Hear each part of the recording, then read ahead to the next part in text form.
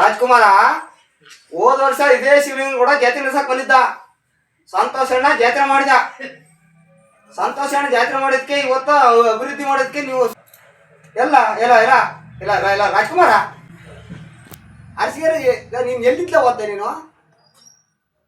ಎಲ್ಲಿದ್ಲ?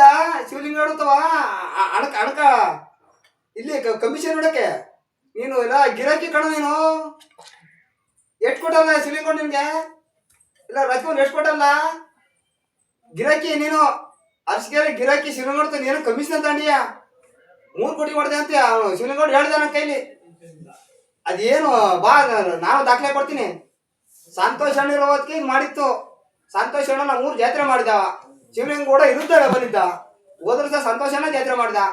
ಜಾತ್ರೆ ಮುಗಿದಲ್ಲೇ ಆರ್ಕೆಸ್ಟ್ರಿಗೆ ಬಂದಾಗ ಇವನು ತಿಪ್ಟೂರ್ ಬಿಟ್ಟು ಆಚೆಗೆ ಆರ್ಕೆಸ್ಟ್ರ ಪೊಲೀಸರು ಕಳಿಸಿದ್ದ ಶಿವಲಿಂಗೌಡ. ಅಂತಾಗ ಅಲ್ಲಿ ಹೋಗಿ ಅಡ್ಡ ಹಾಕಿ ಸಂತೋಷ್ ಅಣ್ಣ ಆಮೇಲೆ ಅವತ್ತು ಕ್ಯಾನ್ಸಲ್ ಮಾಡಿ ಮತ್ತೆ ಇನ್ನೊಂದ್ಸತಿ ಆರ್ಕೆಸ್ಟ್ರಾ ಮಾಡೇ ಮಾಡ್ದ ಸಂತೋಷ್ ಅಣ್ಣ. ಇದು ಯಾವುದೂ ನಡೆಯಲ್ಲ ರಾಜ್ಕುಮಾರ. ನೀನ್ ಏನೋ ಹೆಂಗ್ ಗೊತ್ತ ನಿನ್ಗೆ ಶಿವಲಿಂಗೌಡ ಏನೋ ಕಮಿಷನ್ನು ನೀನ್ ಗಿರಾಕಿ ಕಳ್ಳ. ಕೆಟ್ಟದು ಮಾತಾಡ್ಬೇಕು ಅಂದ್ರೆ ನನ್ನ ಊರ್ಸಿದ್ದಿ ನೀನೇ ಅಲ್ಲ ಮಾತಾಡಕ್ಕೆ. ನಾನೇ ಕಡೆ ಒಡೆಯೋ ಕೊಡಲ್ಲ. ನಮ್ಮ ಚಿಕ್ಕಪ್ಪಂಗೈ ಕೊಟ್ಟಿನಿ.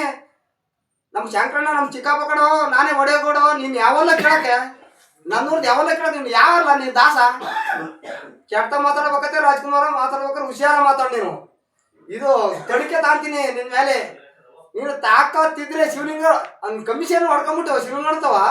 ನೀನು ಹಿಂಗೆ ಕೆಟ್ಟ ಮಾತಾಡ್ತೀಯಲ್ಲ ಬೋಳಿ ಮಗನೇ ನೀನು.